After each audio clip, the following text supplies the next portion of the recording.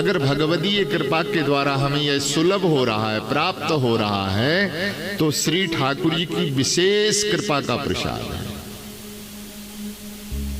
संतों का समागम, जीवन में संत दर्शन मिलता रहे। प्रियदासी कह रही थी, जब पूज्य रत्ती वाले महाराज जी, पूज्य बाबा महाराज विराजमान थे और ये संगत उनके चरणों में आती, और जब पूज्य महाराज जी झूम करके कोई पद गाया करते, कीर्तन कराया करते, तब कितनी मस्ती, कितना सुख मिलता था। वो सत्संग की याद आज हम लोग याद करते हैं, स्मरण करते हैं, रोमांच हो जाता है, नहीं हो जाता? ये कारण क्या है? ये संग का प्रभाव है। भक्ति का रंग भी संग के द्वारा लगता है, भक्ति का रंग भी संग के द्वारा लगता है। फिर वहां संग की करुणा जो होती है, वहां पात्र अपात्र नहीं देखा जाता है। संग का इतना बड़ा प्रभाव होता है, इतना बड़ा प्रभाव होता है कि वो संग के प्रभाव से जीव पात्र है या अपात्र है, इसका अधिकारी है अथवा अधिकारी नहीं है। लेकिन संग का जब प्रभाव, सत्पुरुष का संग मिल जाए जीवन में, जीव को सत्पुरुष का संग मिल जाए, तो पात्र अपात्र ना होते हुए भी कुपात्र को भी सत्पात्र प्रदान कर देते हैं। ये संग की महिमा ही ऐसी है। इसलिए जीवन में हमें मिले तो साधु पुरुष का संग मिल जाए, हमारा कल्याण का मार्ग प्रशस्त हो जाएगा, खुल जाएगा, कोई रोकने वाला नहीं है।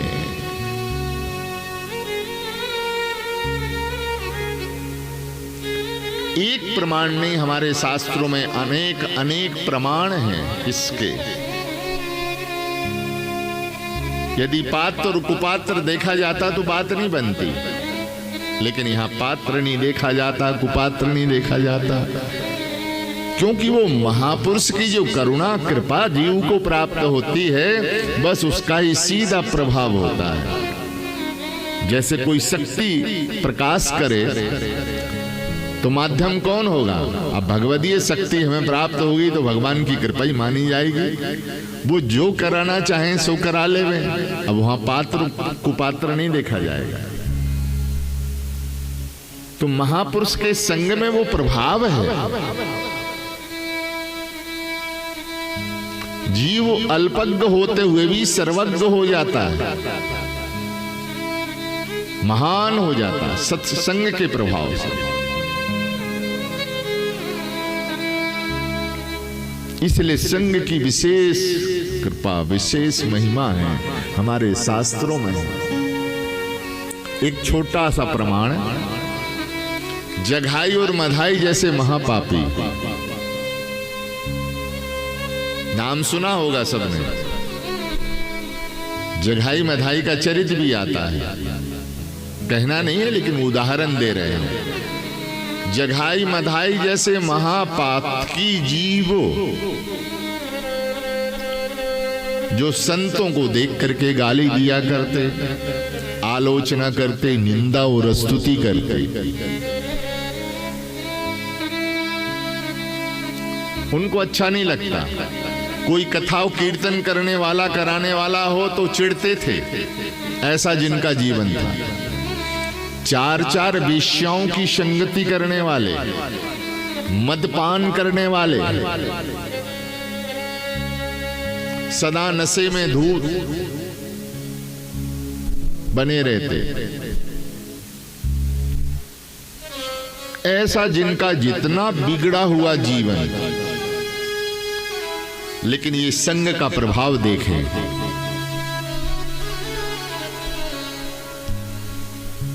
संत चरण कौन है? महापुरुष के चरण क्या है? बोले ये शुद्ध पारस के समान है। हमारी बात समझ में आ रही? महापुरुष के चरण कमल क्या है? बोले ये पारस मणि है। जीवात्मा क्या है? ये बोले ये कुधातु लोहे के समान है। जीव लोहे के समान है, तो ये महापुरुष रूपी पारस मणि का जब स्पर्श जीव कर लेता है तो लोहा लोहा नहीं रहता, वो भी सोना बन जाता। पारस का गुण है, पारस का दैवी गुण है कि लोहे को स्पर्श कराया जाए तो उस कंचन बना देगा, स्वर्ण बना देगा।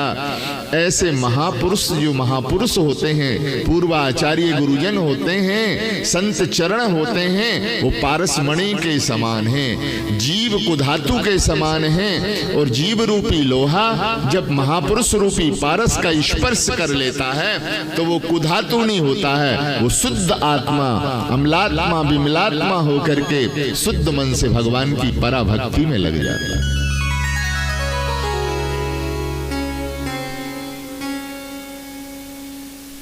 तो इतना बिगड़ा हुआ जिसका जीवन हो विचारणीय है, ये संग का प्रभाव। लेकिन उनके जीवन में एक उपलब्धि हुई। श्री मन महाप्रभु नाम संकीर्तन करते हुए हरे कृष्ण हरे राम राम राम हरे, इस महामंत्र का जाप जय घोष करते हुए सापरिकर गंगा स्नान के लिए जा रहे थे। और दोनों भाई नशे में धूर्त पड़े हुए थे। वो नाम संकीर्तन का जय घोष सुनकर के उनको उद्वेग हुआ और अकारण के उनके ऊपर पत्थर मारने लगे। संतों के आलोचना करना प्रारंभ कर दिया, कीचड़ डालने लगे। महाप्रभु जी तो महाप्रभु जी ठहरे, साक्षात युगल सरकार का अवतार हैं, कोई सामान्य कोटि के संत तो है नहीं। प्रेम के मूर्तिवंत स्वरूप हैं श्री चैतन्य महाप्रभु, श्रीमन महाप्रभु। वो हंसते रहे और वो आलोचना करते रहे।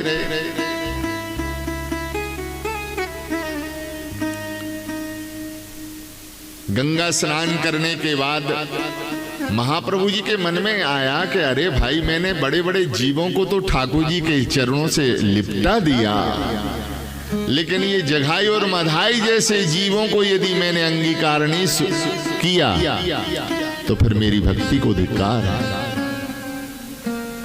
और महाप्रभु जी ने उन दोनों भाइयों का संकल्प ले लिया कल्याण का। अब आप विचार करिए, जो एक महापुरुष किसी के कल्याण का सुसंकल्प ले ले, उसके जीवन में असंभव है कोई कि उनका कल्याण ना हो? ये कदापि नहीं हो सकता। और यही हुआ, श्री चैतन्य महाप्रभु जी ने संकल्प ले लिया इनके कल्याण का, और बस क्रम से जहां ये रहते वहीं जाकर के नाम संकीर्तन किया करते। उस संग के प्रभाव से, सत्संग की महिमा से, महापुरुष की कृपा से इतना जिसका जीवन बिगड़ा हुआ है, जो नाम से चिढ़ थी, कोई नाम देता तो वो गाली सुनाते, ऐसा जिसका जीवन था, आज वो जगाई और मधाई लोगों से कहने लगे कि ये महात्मा जो नाचता है, ये नाचना गाना क्या हमारे घर हो सकता है? चलो नाचनी गाना सही, नाम संकीर्तन में कूदना उछलना तो होता ही है, तो ये नाचना गाना संकीर्तन करना हमारे घर कर देगा? ये समाचार महाप्रभु जी के कानों में गया। महाप्रभु जी ने साहस स्वीकार कर लिया, बोले अवश्य इनके घर में नाम संकीर्तन होगा।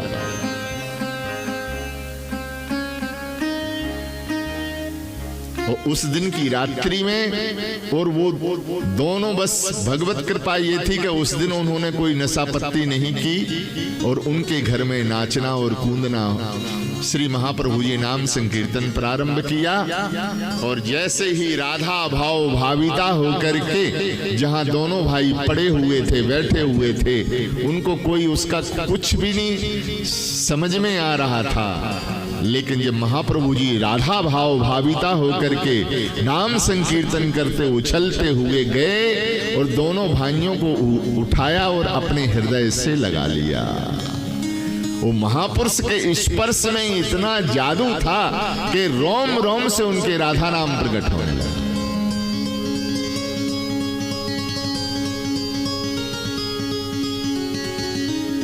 और एक दिन वो और एक दिन यह कि आज परम भागवतों की लिस्ट में श्री जगाई मधाई का नाम अंकित हो गया, भक्त नामावली में नाम अंकित हो गया।